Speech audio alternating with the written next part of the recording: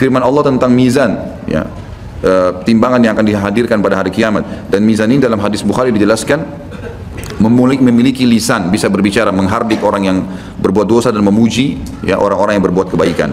Surah Anbiya ayat 47 bunyinya, a'udzubillahi minasyaitonir rajim, wa nadha'ul mawazin al-qista liyaumil qiyamati fala tudlamu nafsun syai'a wa in kana mithqala habatin min khardalin ataina biha wa kafa bina hasibin. Kami akan memasang timbangan yang tepat pada hari kiamat, maka tidaklah dirugikan seseorang barang sedikit pun, dan jika amalan itu hanya seberat biji sawi pun pasti kami mendatangkan pahalanya, dan cukuplah kami sebagai pembuat perhitungan. Dalam riwayat lain dikatakan, riwayat Bukhari, nanti hari kiamat akan datang orang yang postur tubuhnya kekar dan besar. Kemudian dia datang ke timbangan tersebut, lalu dia loncat ke dalam timbangan amalnya, amal baiknya, untuk membuat berat, tapi timbangan tersebut tidak akan menilai berat badannya. Padahal pada saat itu hari kiamat ada hadis lain menjelaskan, kata Nabi SAW, kalian akan dibangkitkan semua laki-laki seperti poster ayahnya Adam, 60 siku ke langit, ya, kurang lebih 27,5 meter, dan semua perempuan 40 siku ke langit seperti ibunya Hawa, ya, 17,5 meter. Jadi orang sangat besar poster tubuhnya, tapi timbangan itu akan diletakkan dalam kondisi adil, tidak akan menimbang kecuali yang Allah suruh, amal baik dan amal buruk saja, ya. Kemudian dalam ayat yang lain diangkat oleh beliau, surah Al-Haqqah ayat 13 sampai 34. A'udzu billahi minasyaitonir rajim, fa idza nufikha fis suri nafkhatan wahida wa humilatil ardu wal jibalu fadukkata dakkatan wahida fa yawma idzin waqa'atil waqi'ah wa inshaqqatis samaa'u fa hiya yawma idzin wahiyah wal malaku 'ala arja'iha wa yahmilu 'arsya rabbika fawqahum yawma idzin thamaniyah yawma idzin tu'raduna la takhfa minkum khafiyah fa amma man utiya kitabahu bi yamini fa yaqulu ha umqra'u kitabiyah inni dhanantu anni mulakin hisabiyah fa huwa fi 'ishatin radiyah fi jannatin 'aliyah qutufuha daniyah kulu washrabu hani'an bima aslaftum fil ayyamil khaliyah wa amma man utiya kitabahu bishimali fayaqulu ya laitani lam uta kitabiyah wa lam adri ma hisabiyah ya laitaha kanatil qadiyah ma agna anni maliyah halaka anni sultaniyah khuduhu fagulluhu thumma al-jahima salluhu thumma fi silsilatin dhar'uha 70 dira'an fasluku innahu kana la yu'minu billahi al-azim wa la yahuddu ala ta'amil miskin. Maka apabila sangkakala ditiup sekali tiup, dan ini saksi bahasan kita karena tadi kita bahas sampai bahasan ini, kan.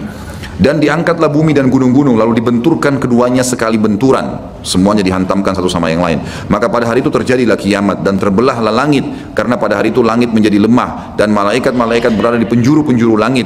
Dan pada hari itu 8 malaikat menjunjung arsy Rabb kalian, Rabbmu di atas kepala mereka. Pada hari itu kamu akan dihadapkan kepada Rabbmu, semua kita akan dihadapkan masing-masing. Tidak ada sesuatu pun dari keadaanmu yang tersembunyi bagi Allah. Adapun orang-orang yang diberikan kepadanya kitab dari sebelah kanannya, maka dia berkata, ambillah, bacalah kitabku ini. Karena ada hadis yang menjelaskan siapa yang menerima kitabnya dengan tangan kanannya, kitab-kitab akan berterbangan seperti kapas, kata Nabi SAW.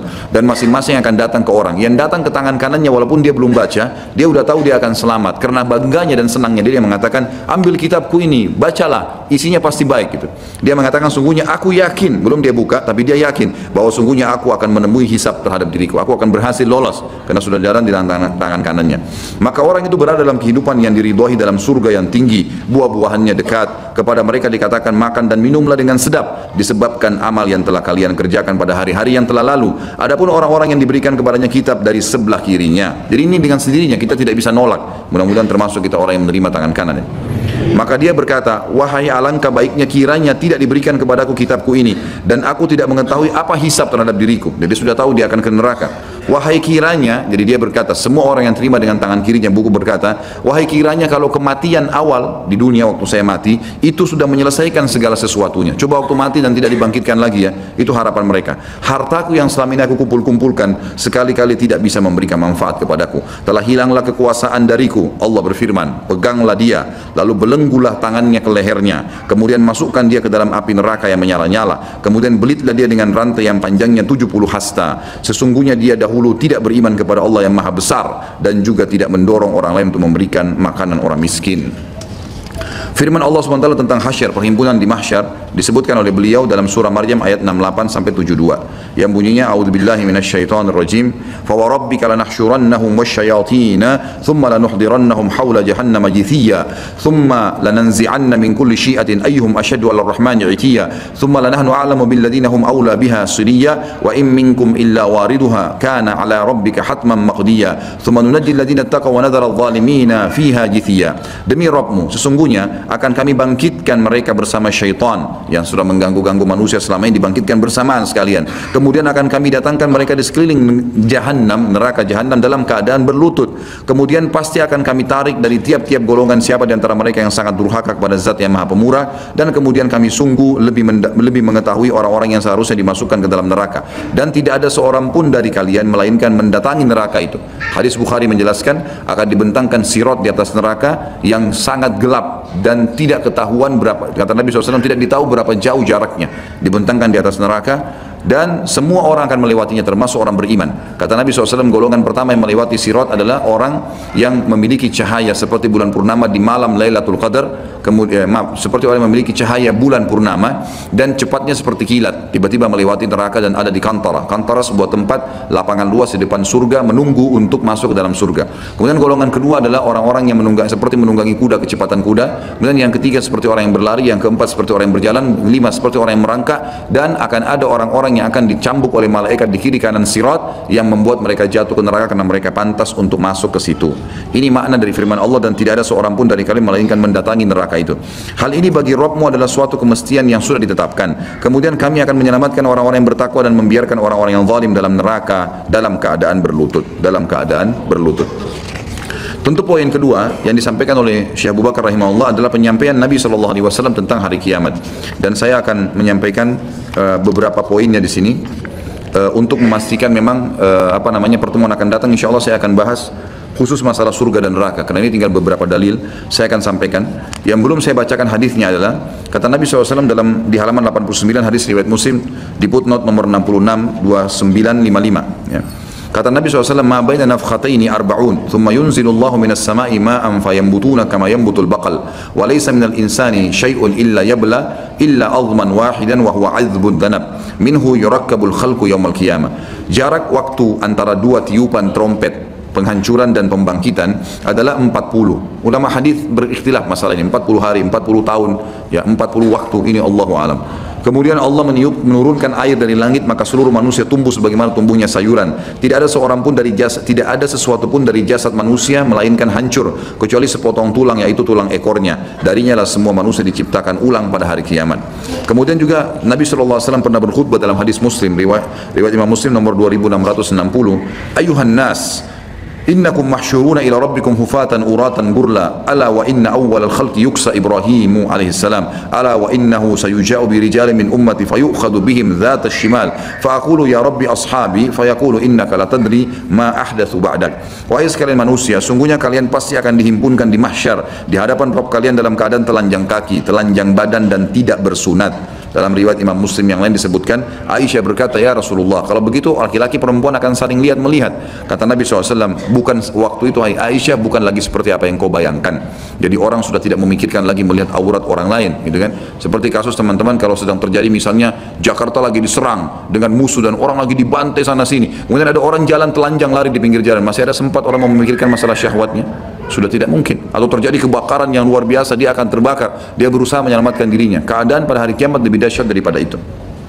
Ketahuilah bahwa sungguhnya orang pertama yang diberikan pakaian adalah Ibrahim alaihissalam, dan ketahuilah bahwa sungguhnya nanti akan didatangkan beberapa orang dari umatku, lalu mereka diseret ke kiri. Maka pada saat itu aku berkata, ya Rabb, itu adalah para sahabatku. Maka Allah menjawab, sungguhnya kau tidak tahu apa yang mereka lakukan sepeninggalmu. Kata ulama hadis, sahabat-sahabat Nabi yang dimaksud sini adalah orang-orang yang datang beriman pada Nabi SAW pada saat hari Fath, pembebasan kota Mekah.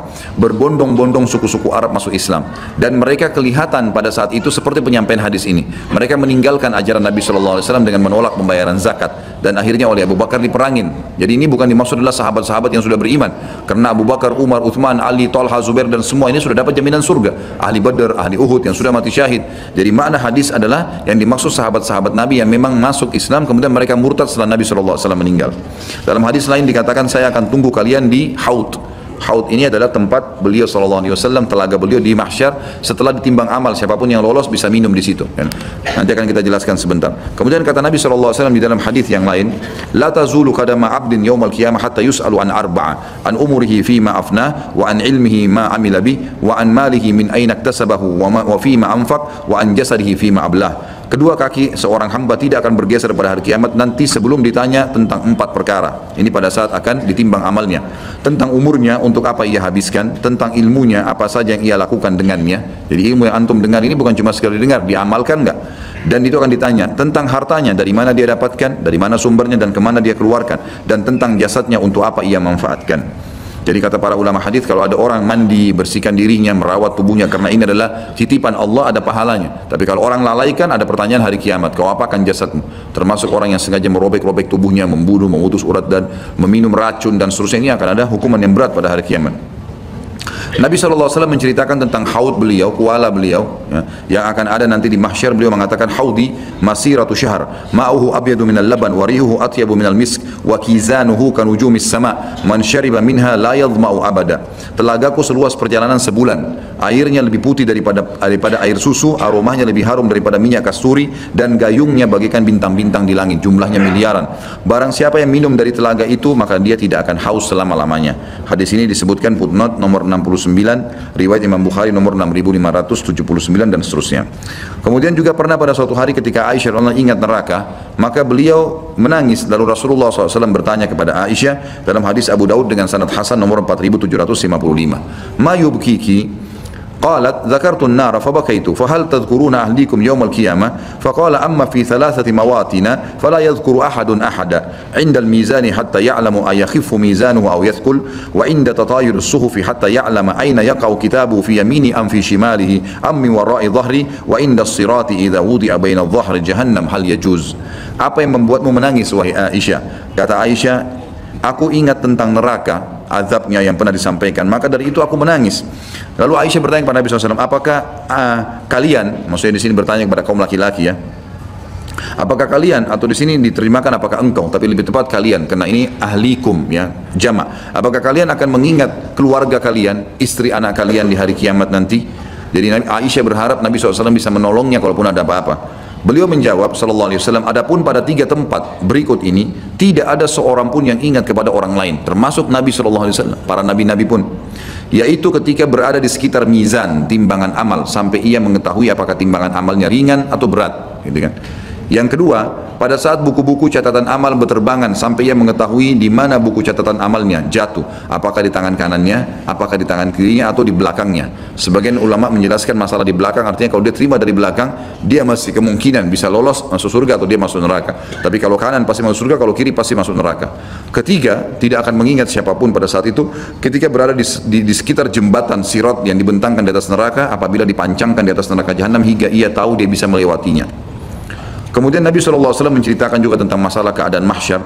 Beliau mengatakan, likulli nabiin da'watun qad da'aha ummata wa inni ikhtaba'tu da'wati syafa'atan li ummati. Hadis ini disebutkan oleh Imam Muslim nomor 200. Jadi kata Nabi SAW, semua nabi-nabi punya doa mustajab, pasti. Ini doa pamungkas, gitu kan. Apa yang dia ucapin langsung dikasih sama Allah. Ada satu yang diberikan, seperti Nabi Nuh minta kaumnya disiksa misalnya, itu langsung Allah ijabah. Tentu banyak doa-doa nabi yang diterima, ada juga doa nabi yang dipanjatkan tapi belum diterima. Tapi ada satu doa yang memang itu disimpan, itu dikasih. Nabi SAW mengatakan semua nabi-nabi sudah pakai doanya itu, kecuali saya sengaja menyimpan doa itu untuk umatku, untuk syafaat umatku pada hari kiamat. Kemudian ini menceritakan tentang kita akan interaksi sama Nabi, ada haud, ya, ada pertolongan dari Nabi SAW, syafaat dan seterusnya. Kemudian beliau mengatakan juga dalam hadis Ibnu Majah nomor 4308, ana sayyidu waladi Adam wala fakhr wa ana awwalu man tanshaqqu anhu al-ard yaumal qiyamah wala fakhr wa ana awwalu syafi'in wa awwalu musyaffi'in wala fakhr wa liwa'ul hamdi biyadi yaumal qiyamah wala fakhr. Aku adalah pemuka cucu-cucu Adam pada hari kiamat. Perkataanku ini bukanlah kesombongan. Dan aku orang pertama yang dibangkitkan dari bumi. Perkataan ini bukanlah kesombongan. Aku adalah orang pertama yang memberi syafaat, pertolongan, dan orang yang pertama yang syafaatnya dikabulkan. Karena perkataan ini bukanlah kesombongan, dan bendera hamd, pujian ada di tanganku pada hari kiamat kelak. Perkataanku ini bukan kesombongan. Hadis Muslim yang lain berbunyi, kata Nabi SAW, tahukah kalian bagaimana manusia mengenalku pada hari kiamat? Sehingga memang aku jadi pemimpin anak Adam dan tidak ada kesombongan di situ. Para sahabat mengatakan Allah dan Rasulnya lebih tahu. Maka kata Nabi SAW, manusia nanti akan kepanasan di mahsyar, dibangkitkan dalam kondisi tenggelam dengan keringatnya masing-masing. Ada yang sampai kakinya, ada yang sampai perutnya, ada yang sampai dadanya, ada yang tenggelam dengan keringatnya sesuai dengan kadar dosanya. Karena jenuhnya manusia menunggu lama, maka mereka pun mendatangi Adam lalu berkata, kau manusia pertama, kau lah ayah kami, ya mohonlah kepada Allah agar datang mengadili kami, baik kami ke neraka atau ke surga. Mereka belum tahu neraka karena panasnya panasnya pada saat itu. Lalu dalam riwayat lain ditambahkan adalah Nabi SAW mengatakan karena matahari cuma berjarak 1 atau 2 mil dari mereka, gitu kan. Jadi ini bahasa 1-2 mil ini memang dalam hadis lafadznya begitu. Mil sangat dekat sekali. Ya sekarang saja bisa dikatakan jutaan mil mungkin ya, bahkan lebih daripada itu, sudah panasnya luar biasa. Bagaimana kalau seperti keadaan tadi yang disebutkan? Maka Adam pun berkata, saya sudah, hari ini Allah murka, belum pernah murka sebelumnya, dan saya sudah membuat kesalahan. Saya dulu dilarang memakan buah, lalu saya makan, gitu kan. Maka saya tidak berani, diriku sendiri, coba pergi ke Idris. Lalu pergilah ke Idris. Idris juga dipuji-puji, tapi Idris tunjuk, cobalah pergi ke Hud, Saleh, Syuaib, Ibrahim, Nuh, dan seterusnya, sampai tiba di Isa dan Isa alaihissalam. Kata Nabi SAW tidak menyebutkan kesalahannya, dan dia cuma mengatakan cobalah pergi kepada Muhammad. Lalu mereka pun datang kepada saya, dan pada saat itu kata ulama hadis, suara orang-orang terbentang yang sedang bicara sama Nabi ini terkenal semua orang di mahsyar, miliaran manusia dan jin mendengarkannya. Lalu mereka berkata, wahai Muhammad, engkaulah manusia engkaulah Nabi terakhir, Allah menutup kenabian di tanganmu. Lalu disebutkanlah kelebihan-kelebihan Nabi SAW yang akhirnya membuat orang-orang di mahsyar semuanya tahu, oh ini Nabi terakhir, karena mereka belum pernah ketemu, gitu kan. Dikenallah Nabi SAW, disebutkan semua kelebihannya. Allah memberimu kitab, yang Allah jadikan engkau dengan umatmu menjadi saksi buat umat-umat selainnya. Maka mintalah kepada Allah supaya Allah datang menghakimi kita, gitu kan. Kita ke surga atau ke neraka. Maka Nabi SAW mengatakan, ana lahu, saya pemiliknya, saya pemiliknya. Lalu saya pun menuju ke bawah singgasananya Allah, arsy-nya Allah, dan saya sujud. Dan Allahu a'lam berapa lama saya sujud. Dan Allah Subhanahu wa ta'ala membuka kepada saya kalimat-kalimat hamd, puji-pujian yang belum pernah dibukakan untuk orang-orang sebelumku. Lalu kemudian aku mendengar suara dari langit mengatakan, Allah berfirman, ya Muhammad, irfa' ra'sak washfa' tushfa. Hai Muhammad, angkatlah kepalamu, berikan syafaat pertolongan dan kau akan diterima. Lalu di sini beliau memberikan dua syafaat, syafaat ammah dan syafaat khassa. Ya, syafaat kubra dan syafaat ya sugra, banyak istilah yang digunakan, tapi yang jelas ada syafaat umum agar Allah mengadili semua manusia pada saat itu dan jin, dan ini syafaat Nabi SAW untuk semuanya. Yang kedua syafaat yang khusus untuk orang-orang yang beriman saja, pertolongan Nabi SAW bila ada orang beriman yang kurang amal solehnya, lalu Nabi SAW membantunya dan seterusnya, ditolong oleh Nabi SAW. Inilah yang disebutkan dalam hadis tadi tentang masalah syafaat Nabi SAW. Lalu dalam hadis yang lain, ini kita diingatkan oleh Nabi SAW agar kita berusaha setiap hari meminta surga dan jauhkan diri dari api neraka, karena kejadian kiamat pasti terjadi. Nabi SAW sampaikan di dalam hadis riwayat Tirmidzi nomor 2572, Ibnu Majah dalam 4340, dan Nasai nomor 5522, Ibnu Hibban, Al-Hakim, dan ini dengan sanad yang sahih. Kata Nabi SAW, man sa'ala al-jannata thalatha marratin qalatil jannah Allahumma adkhilhul jannah, wa man istajara minan nari thalatha marratin qalatin nar Allahumma ajirhu minan nar. Barang siapa yang memohon surga 3 kali dalam sehari, maka surga akan berkata, ya Allah masukkan ia ke dalam surga. Dan barang siapa yang memohon diselamatkan dari neraka 3 kali, maka neraka akan berkata, ya Allah selamatkan dia dari neraka. Yang ketiga, bukti bahwasanya secara nakli memang ada ya kiamat terjadi, iman dan keyakinan yang kokoh jutaan para nabi, rasul-rasul, para hukama, maksudnya kalau digabung jumlahnya jadi jutaan, orang-orang bijak, para ulama dan para hamba Allah yang saleh kepada tentang kejadian hari kemudian dan kepada segala yang berkaitan dengannya. Ini kurang lebih dalil-dalil naklinya. Saya akan baca beberapa poin dalil akli. Yang pertama, kekuasaan Allah. Secara akal kiamat itu akan terjadi. Kekuasaan Allah untuk menghidupkan kembali makhluknya sesudah mereka mati. Sebab ya, menghidupkan kembali itu tidak lebih sulit daripada menciptakannya pertama kali tanpa ada contohnya. Artinya membangkitkan pasti lebih gampang, sebab menghidupkan, menciptakan dari awal lebih sulit. Secara akal mestinya bisa diterima itu. Yang kedua, tidak ada sesuatu pun yang ditolak oleh akal sehat tentang kebangkitan kembali dan pembalasan. Sebab akal sehat itu tidak akan menolak kecuali dalam hal yang mustahil, seperti adanya sesuatu yang berlawanan atau bertemunya dua hal yang bertentangan, sedangkan kebangkitan hari kiamat dan pembalasan sama sekali tidak termasuk dalam hal itu. Bisa dijelaskan di poin ketiga, adanya hikmah kebijaksanaan Allah SWT yang tampak pada perbuatan-perbuatannya, pada makhluk-makhluknya, dan yang tampak pada setiap aspek dan sendi kehidupan. Dan kenyataan-kenyataan ini tidak mungkin kalau tidak ada kebangkitan kehidupan kembali bagi makhluk itu, makhluk ini sesudah kematian mereka, dan tidak mungkin kalau kehidupan ini berakhir lalu amal perbuatan baik dan buruk mereka tidak diberi pembalasan. Nggak mungkin Allah berikan peraturan-peraturan, syarat-syarat, janji-janji, ancaman-ancaman kalau tidak ada kebangkitan secara akal. Yang keempat, adanya kehidupan dunia dengan segala kenikmatan dan kesengsaraan yang ada di dalamnya adalah sebagai bukti akan adanya kehidupan lain sesudahnya di alam yang lain pula, di mana di sana terdapat keadilan, kebaikan dan kesempurnaan, kebahagiaan, dan bisa jadi kesengsaraan yang lebih besar dan lebih utama daripada yang sebelumnya, di mana kehidupan dunia dengan segala kenikmatan dan kesengsaraannya telah tidak sebanding dengan kehidupan sesudahnya, kecuali sebagai gambaran dari satu istana dari istana-istana yang sangat besar, atau satu kebun dari kebun-kebun yang rindang ya, ya, yang berada di atas satu lembaran daun yang kecil.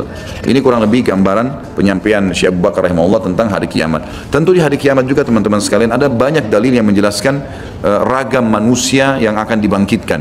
Ada yang dibangkitkan seperti misalnya orang-orang yang sombong. Dalam hadis Bukhari disebutkan Allah akan membangkitkan orang-orang yang sombong, jabbarun, ukuran mereka seperti semut, ya, dibandingkan manusia pada hari kiamat, dan orang-orang menginjak-injak mereka sementara mereka tidak mati. Itu contohnya. Ada orang dibangkitkan pada hari kiamat, ya, wajahnya di bawah, gitu kan, dan kakinya yang di atas. Ada orang yang dibalik wajahnya dengan bokongnya, dan beragam macam tipologi orang-orang yang dibangkitkan. Dan ini tergantung dari hukuman Allah kepada mereka. Kemudian juga setiap nabi akan berdiri dan diikuti oleh pengikutnya di belakangnya. Kata Nabi SAW, ada nabi nanti yang datang diikuti oleh segelintir orang-orang yang beriman padanya. Ada yang nabi yang tidak diikuti oleh satu orang pun, gitu kan. Dan ada orang-orang, ada nabi-nabi yang penuh dengan pengikutnya, diantara adalah Nabi SAW. Juga akan ada orang dibangkitkan hari kiamat sendirian, bukan nabi tapi orang beriman. Seperti misalnya sabda Nabi SAW tentang Zaid, ya, Zaid bin Amr bin Tufail, ya, bin Tufail. Ini terkenal orang muwahhidnya Quraisy. Anaknya namanya Sa'id bin Zaid. Ini orang salah satu yang dijamin masuk surga dari sahabat Nabi. Tapi ayahnya belum sempat beriman pada saat itu. Maka yang terjadi adalah Zaid ini meninggal sebelum Nabi SAW diutus jadi Nabi. Tapi dia beriman kepada Allah, mengikuti ajaran Ibrahim. Kata Nabi SAW, Zaid akan dibangkitkan sebagai satu umat sendiri. Jadi tidak ada orang di belakangnya, karena memang dia cuma beriman pada saat orang semua kufur kepada Allah Subhanahu Wa Taala. Kemudian juga ada hadis yang menjelaskan, saya yakin antum sudah tahu tentang ada kondisi orang-orang pada saat panas. Ada 7 golongan yang dinaungi oleh Allah, tidak ada naungan kecuali naungannya. Orang-orang yang beriman tentunya, pemimpin yang adil, 2 orang yang saling mencintai karena Allah, berpisah dan bergabung karenanya, anak muda yang tumbuh dalam ketaatan Allah, seseorang yang diajak berzina oleh wanita yang terkenal kecantikan, keturunan, ya, kemudian dia menolak, mengatakan saya takut kepada Allah. Seseorang yang bersedekah dengan tangan kanannya sampai tangan kirinya tidak tahu. Ini tentu isyarat saja, ya, ibarat. Tentu tangan kanan tangan kiri bisa tidak saling tahu, memang tidak bisa dalam akal manusia kita tahunya tidak bisa mengetahui, gitu ya. Tapi ini ibarat, artinya kalau tangan kanan mengeluarkan kiri tidak tahu, artinya apalagi orang lain kalau dirinya saya tidak tahu, gitu kan. Kemudian juga orang-orang yang terikat hatinya dengan masjid, gitu kan. Dan orang yang terakhir adalah orang yang mengingat Allah SWT sendirian, surga dan neraka, lalu dia menangis, ya, karena Allah Subhanahu Wa Taala. Nah, ini orang-orang yang akan dilindungi oleh Allah SWT pada hari kiamat di mahsyar itu. Tapi yang kita ingin titikberatkan adalah kiamat akan terjadi dengan semua tanda-tandanya tadi, kecil dan besar. Kemudian bagaimana mereka dibangkitkan dengan tiupan sangkakala, lalu bagaimana mereka dihadirkan di mahsyar dan kejadian-kejadian yang tadi yang sudah saya ceritakan, lalu kemudian nanti akan masuk ke dalam surga atau neraka.